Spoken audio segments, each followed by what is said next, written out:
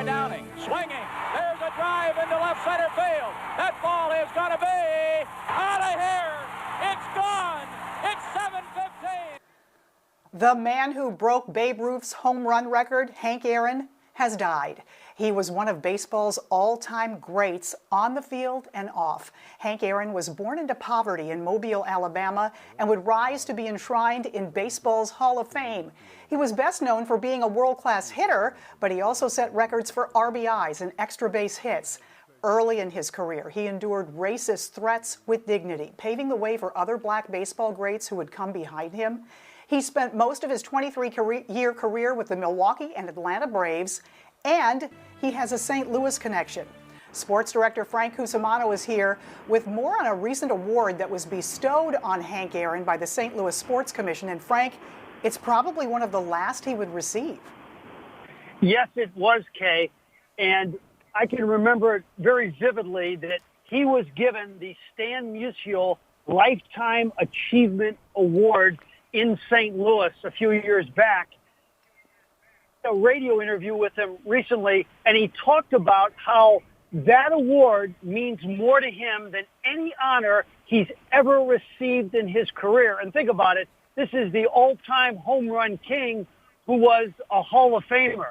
And the reason that award meant so much to him was his affection for Stan Musial. The two were roommates when Major League Baseball brought their all-star team to Saigon, and they became extremely close.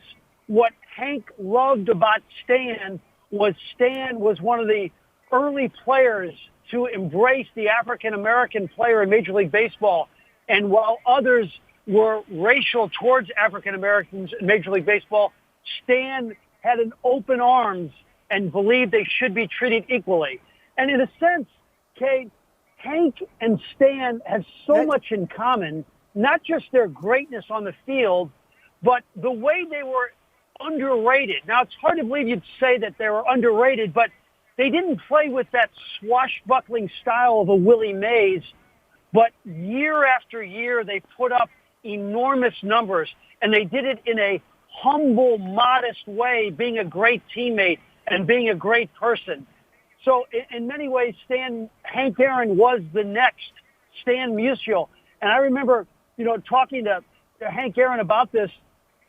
I said, what was it like, breaking all of his records? And he said, I felt guilty in a sense because he was my hero, but he ended up breaking many of Stan Musial's records, but they were ever so close, and they'll forever be connected. So I have to share this family story, Frank. I know a little bit about Hank, the family man. My grandfather, John Quinn, was the general manager of the Boston Braves and actually plucked Hank Aaron out of the Indianapolis Clowns, signed him to his first Major League Baseball contract. They were hammering out the details of the signing bonus. And Hank said, I don't care what you put in there.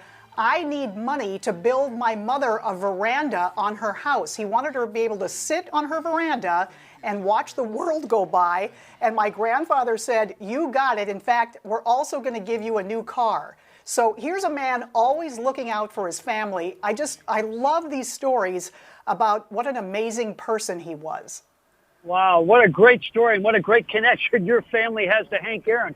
And speaking of the money angle, Hank Aaron also told me about he used to kid Stan Musial when Stan became pretty wealthy because of Stan the Man Inc.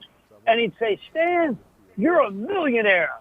And Stan would laugh and say, that's right, Hank. That's right. I'm a millionaire. So that's incredible. So many great stories. Frank Cusumano, thank you so much for joining us to talk about the amazing icon that is Hank Aaron. We are really going to miss him. And don't forget, I want all our viewers to know, Frank, you can watch Hank Aaron's interview with Bob Costas, possibly his last broadcast interview ever. You can see this in a special encore presentation of the 2020 Musial Awards right here on 5 on Your Side, Sunday, January 31st at 7 p.m.